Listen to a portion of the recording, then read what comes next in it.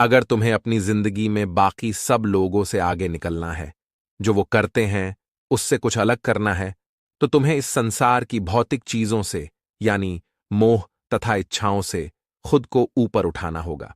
इस मोह माया से कैसे किसी आसान तरीके से निकला जाए, वही हम आज एक प्रसिद्ध बोध भिक्षुक की कहानी से सीखेंगे। बहुत पहले की बात है। एक नगरी में एक साधु रहते थे। एक दिन वो साधु बीच बाजार में जोर जोर से हंस रहे थे। सभी लोगों को लग रहा था कि ये कोई पागल है, लेकिन उनमें से एक युवक उनके पास उनसे सवाल करता है, आप पागल तो नहीं लग रहे? तो फिर ऐसे बीच बाजार में क्यों हंस रहे हो? आते जाते लोग आपको मूर्ख समझ रहे हैं। वो साधु उससे कहता है, बेटा, मैं जो देख रहा हूं उसी पर हंस रहा हूं। अगर तुम उसे देख लोगे तो तुम भी हंसने लगोगे। उस युवक को थोड़ा अजीब लगा। वो उनसे पूछने लगा, आप क्या देख पा रहे हैं जो मैं नहीं देख रहा? महात्मा उससे कहते हैं, अपनी अंदर की आंखों से देखो, तुम्हें सब दिख जाएगा। वो युवक उनसे कहता है, अंदर की आंखें? हमारे अंदर कोई आंखें नहीं होती। आप सच में पागल हो चुके हैं। महात्मा उससे कहते हैं, एक डरा हुआ और दुनिया की माया में लीन व्यक्ति इन आंखों से नहीं देख सकता। इस पर वो युवक कहता है, तो मुझे बताओ, मैं अपनी अंदर की आंखें खोल कर ही रहूंगा। उसकी इतनी बात सुनकर वो साधु और जोर जोर से हंसने लगे।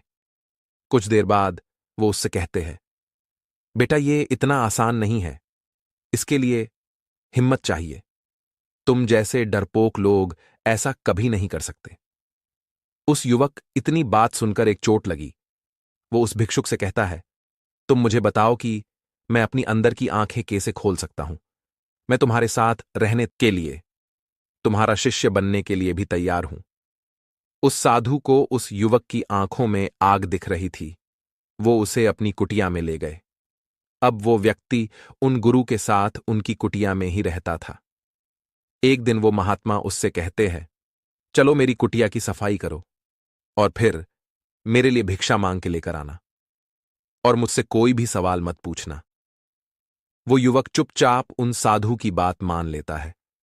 अब से हर रोज वो ये काम करता, लेकिन जब भी वो भिक्षा मांगने जाता तो उसके सगे संबंधी, उसके मां बाप उससे यही बात कहते हैं कि तुम कहां उस पागल के चक्कर में पड़ गए हो। वो तो बस तुम्हारा इस्तेमाल कर रहा है। तुम अपनी जिंदगी यूं बर्बाद मत करो।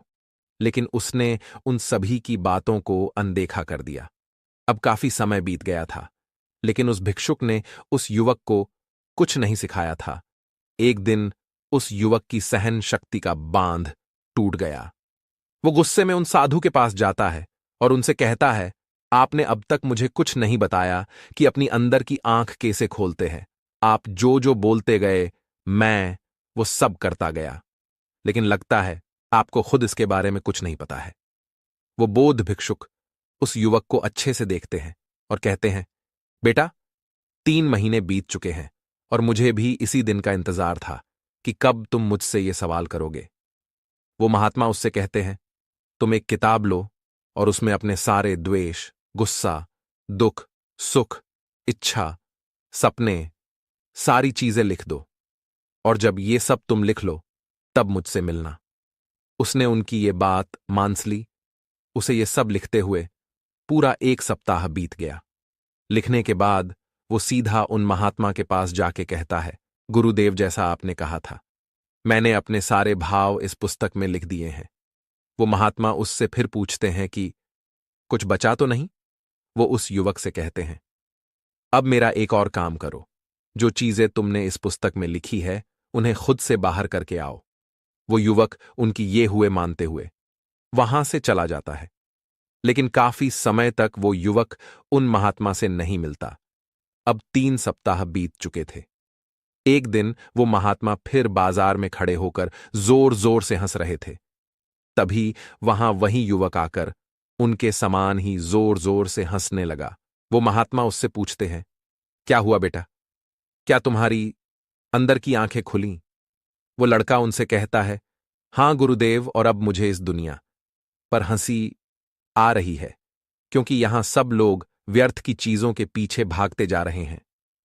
वो महात्मा उससे पूछते हैं, क्या तुमने जो जो अपनी पुस्तक में लिखा था उन्हें हटा दिया? वो युवक इस पर कहता है, हां गुरुदेव, जैसा आपने कहा था मैंने वैसा ही किया। और इन चीजों के जाते ही मुझे इतना एहसास हो गया कि हमारी जिंदगी में इनके अलावा कुछ था ही नहीं। इन सभी चीजों के लिए ही इंसान भागता रहता है, अपने सुख के लिए, अपने मोह की पूर्ति के लिए।